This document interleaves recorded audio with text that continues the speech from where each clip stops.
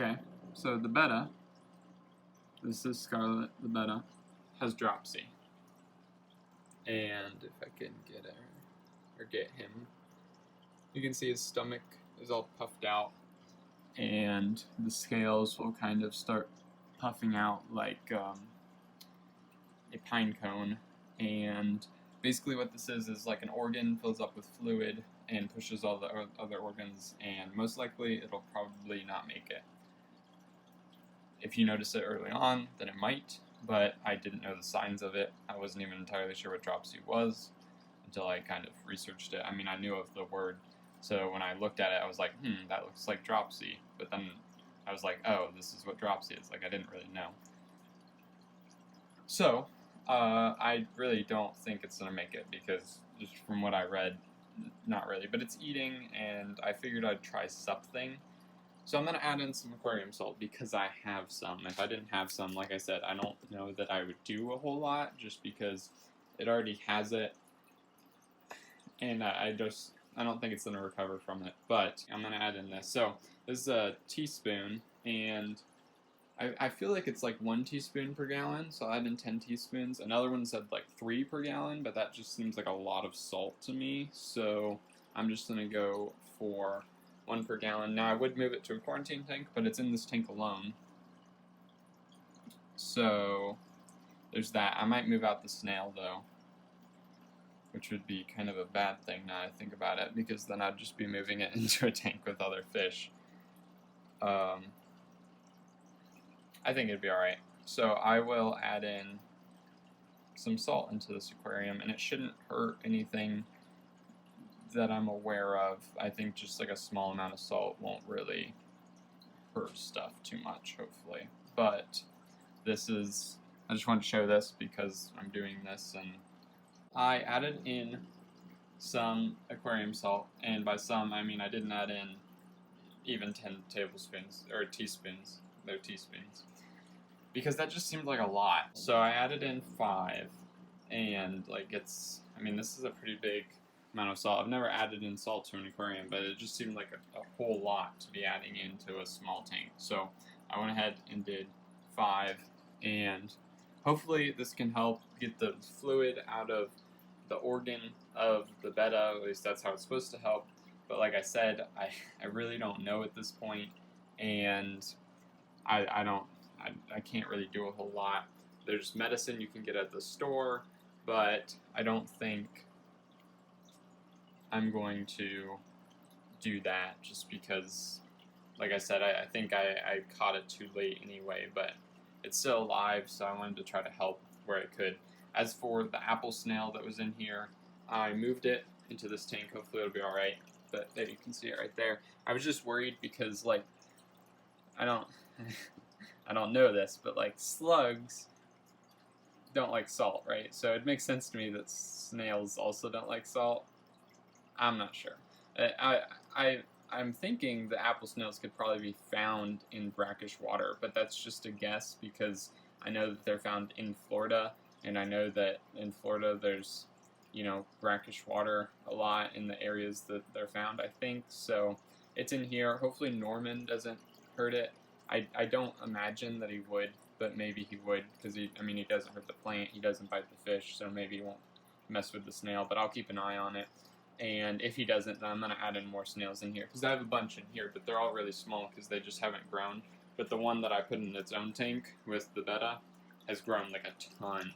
And I'm not really worried about moving the dropsy over to the goldfish, because dropsy isn't super contagious, but it's kind of more like a bacteria that is always there, but then when the immune system kind of doesn't do so well, it comes out. So kind of the same, like not the same thing as ick, but normally ick is found in aquariums, like no matter what, but you don't really see it unless fish are like moved, and then it comes out, and you see it because the fish are under stress and their immune system's down, and then it comes out. So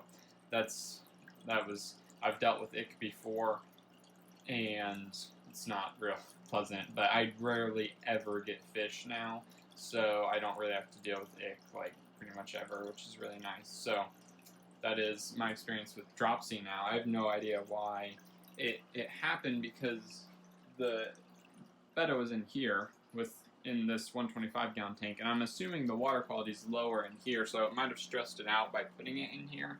And also water quality is a factor. So as you can see, there's sand in the bottom. It's kind of dirty in here. But my logic was, it doesn't really matter what you see, like the malm that you see, because that's in that aquarium as well. You just don't see it underneath the substrate.